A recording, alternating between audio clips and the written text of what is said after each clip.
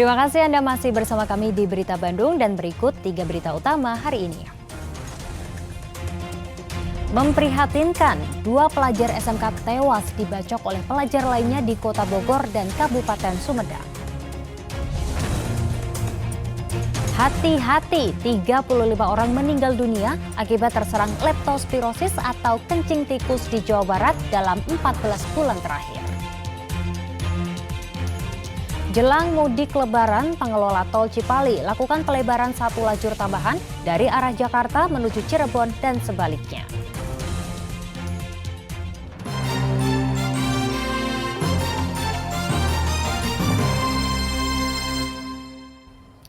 Dinas Kesehatan Provinsi Jawa Barat mewaspadai temuan penyakit leptospirosis dari kencing tikus. Selama 14 bulan, ada 35 orang meninggal dunia akibat terserang penyakit ini. Dinas Kesehatan Provinsi Jawa Barat mencatat tahun 2022 ada 189 kasus dan 33 orang meninggal dunia akibat penyakit kencing tikus atau leptospirosis. 3 daerah penyumbang kasus leptospirosis ini yaitu Kota Tasikmalaya, Kota Bandung, dan Kabupaten Pangandaran. Pada tahun 2023 muncul 9 kasus leptospirosis dan 2 orang meninggal dunia, yaitu di Kota Tasikmalaya dan Kabupaten Pangandaran. Total sepanjang 14 bulan terakhir ada 35 orang meninggal dunia akibat leptospirosis.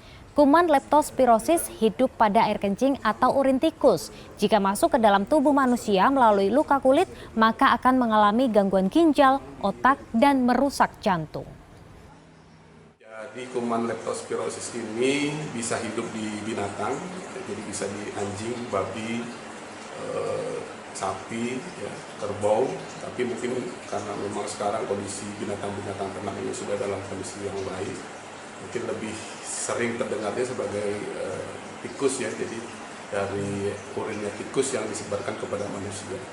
Nah, biasanya kontaknya dari urin ini mungkin yang awal kontak kulit pun apabila di kulitnya ada luka. Jadi ya misalnya kalau teman-teman udah luka lagi berenang misalnya gitu, ternyata di situ ada kencing tikus atau urin tikus ya mungkin bisa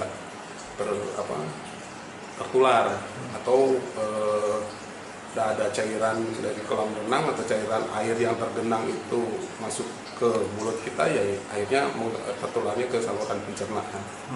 Jadi saya pikir ini akan hati-hati sekali buat teman-teman atau warga yang ada di daerah banjir mungkin yang tergenang, bisa menggunakan sepatu bot ya. Jadi pada saat kakinya luka tidak akan bersentuhan secara langsung dengan air dari banjir tersebut gitu ya.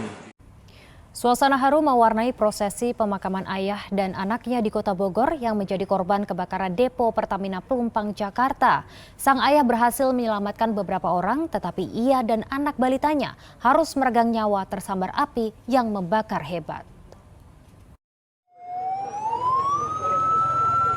Jenazah Muhammad Suheri beserta anaknya Rafasya Zaid tiba di rumah duka di Kampung Marga Bakti, Kelurahan Kertamaya, Kota Bogor. Kedatangan kedua jenazah disambut jerit tangis Ria Putri Amelia, istri sekaligus ibu korban.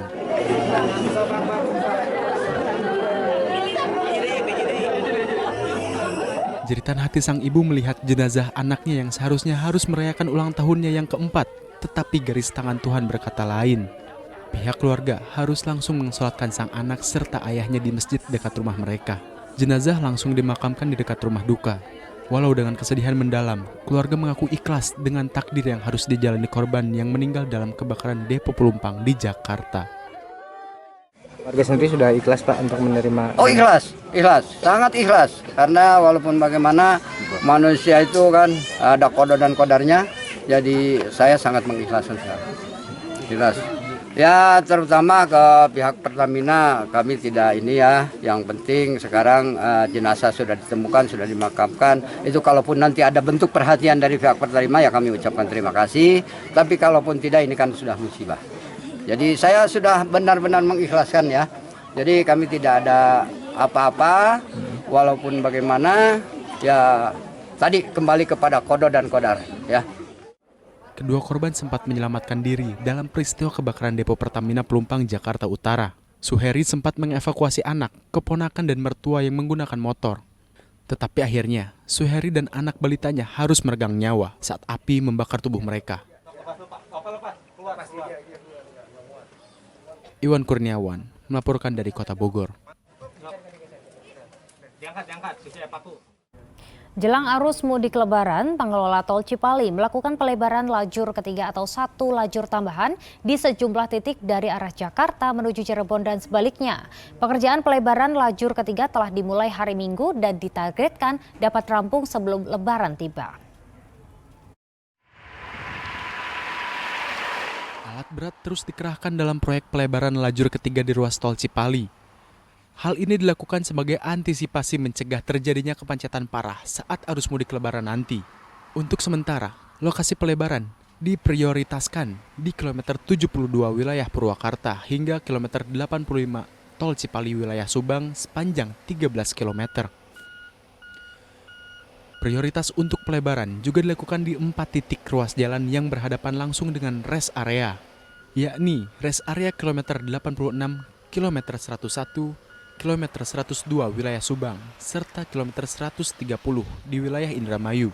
Proyek pelebaran lajur ketiga di titik prioritas ini telah dimulai hari Minggu dan ditargetkan rampung sebelum arus mudik Lebaran. Kita dari mulai 72 sampai dengan kilometer 85, ditambah 3 rest area. Rest areanya ada di 86, kemudian ada di 102 dan 130 yang dia. Alasannya kenapa Pak di sana? Alasannya jadi prioritas? Alasannya prioritas nanti untuk, karena ini waktunya kan mepet untuk menghadapi Lebaran ya, nggak mungkin selesai semuanya, mungkin selesainya di Oktober rencananya. Nah ini untuk yang ini alasannya untuk nanti kita antisipasi jika ada kontraflow. Jadi udah kita siapkan di depan rest area yang tadi disampaikan Pak. Dengan lajur tambahan, diharapkan arus kendaraan dapat lebih lancar. Zainal Arifin melaporkan dari Subang. Baik, informasi pelebaran ruas tol Cipali tadi mengakhiri jumpa kita hari ini. Atas nama rekan yang bertugas, saya Dana Paramita mengucapkan terima kasih atas kebersamaan Anda. Selamat beraktivitas dan sampai jumpa.